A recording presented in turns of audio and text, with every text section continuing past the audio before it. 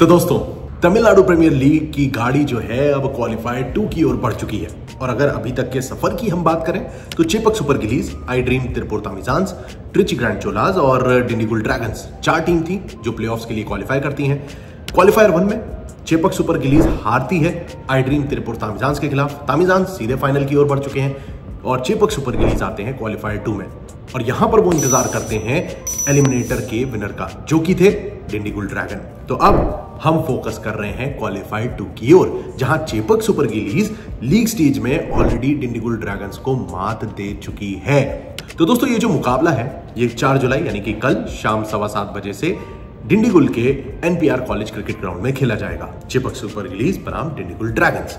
तो चलिए शुरुआत कर लेते हैं पिच रिपोर्ट के साथ। भाई 6 मुकाबले इस सीजन में एनपीआर कॉलेज क्रिकेट ग्राउंड पर खेले जा चुके हैं। 3 मुकाबले पहले बल्लेबाजी करते हुए और 3 मैचेस सेकंड बैटिंग करते हुए जीते गए हैं, जहां एवरेज स्कोर 172 का है। हाईएस्ट स्कोर लाइका कोवई किंग्स ने बनाया 203 रन और lowest score NRK Nellai royal Kings ने बनाया था 113 रन। और स्कोरिंग पैटर्न पर जब आप नजर डालेंगे तो और बेहतर तरीके से समझ सकते हैं कि फर्स्ट इनिंग के जो स्कोर हैं वो आखिर कैसे रहे हैं।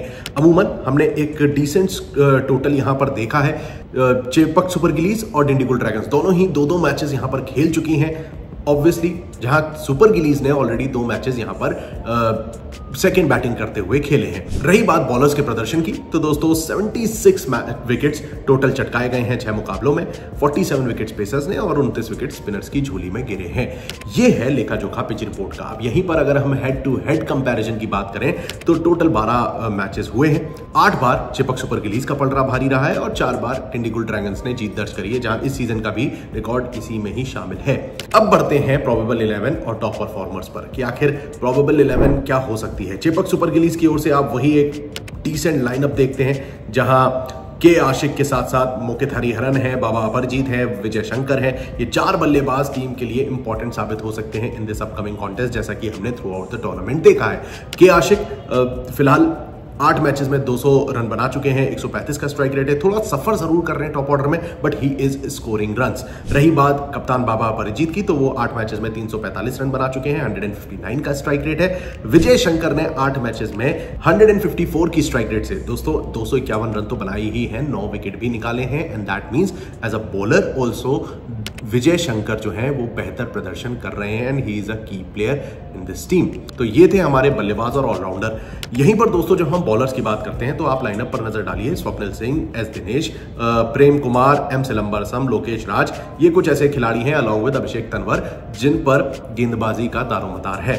जहां तंवर की जब आप नजर डालते हैं स्टैट्स पर, 8 मैचेस में 13 विकेट ले चुके हैं। जे प्रेम कुमार ने 9 विकेट निकाले हैं 7.7 की इकोनॉमी से, और लोकेश राज ने 9 विकेट लिए हैं 9.06 की इकोनॉमी के साथ। स्टैट्स हमें ये बताते हैं कि टीम का एक तो बॉलिंग अटैक अच्छा है, क्योंकि उधर विजय शंकर भी विकेट निकाल रहे हैं और ये 3 बॉलर्स, मतलब 4 आपके पास ऐसे बॉलर्स हैं जो डिसेंट बॉलिंग कर रहे हैं। एंड देन टॉप के 3 बल्लेबाज हैं जिन पर सारा दारोमदार है, और बल्लेबाजी ही टीम के लिए थोड़ा सा एक परेशानी का कारण रहा है। और यही बल्लेबाजी है जिसके कारण ये क्वालिफायर 1 में आई ड्रीम तिरुपुर तामिजान्स के खिलाफ हारे भी हैं। अब बढ़ते हैं इनके ओपोनेंट्स डिंडीगुल ड्रैगन्स की ओर, जो लीग स्टेज में चेपक सुपर गिलीज के खिलाफ ऑलरेडी हार चुकी है। दोस्तों रविचंद्रन अश्विन है टीम के कप्तान, विमल कुमार, ये 2 ऐसे टॉप ऑर्डर के बल्लेबाज हैं जिन पर रन स्कोर करने का दारोमदार है। बाबा इंद्रजीत, मन बाफना, हनी सैनी, ये कोई भी बल्लेबाज अभी तक उस लेवल पर परफॉर्म करता नजर नहीं आया है, जिसकी वजह से डिंडीगुल भले ही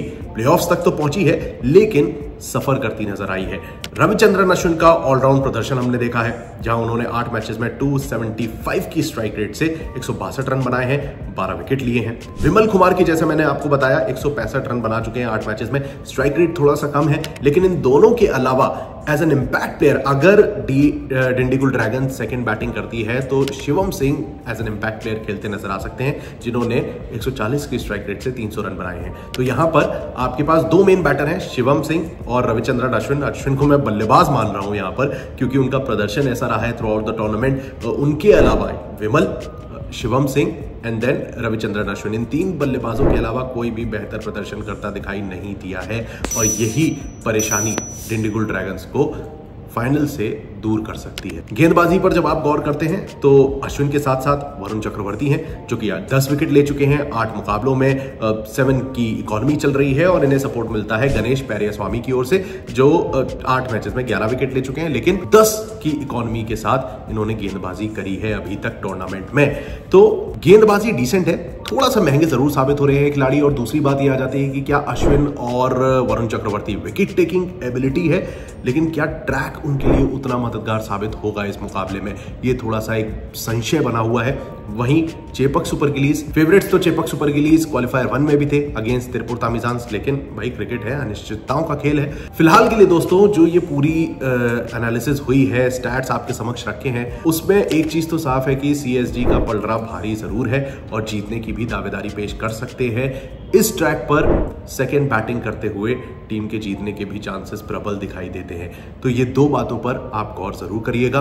फिलहाल के लिए उम्मीद करता हूं आपको सभी जो डाउट्स हैं इस वीडियो में आपके इस मुकाबले को लेकर क्लियर हो गए होंगे। Probable 11 pitch report, top performers, bowlers का प्रदर्शन सब मैंने आपको इस वीडियो में दे दिया है। तो फिलहाल के लिए इस वीडियो में बस इतना ही। जल्द हाजिर होऊंगा क्रिकेट की और तमाम अपडेट्स के साथ। So stay tuned and keep watching cricket line Guru.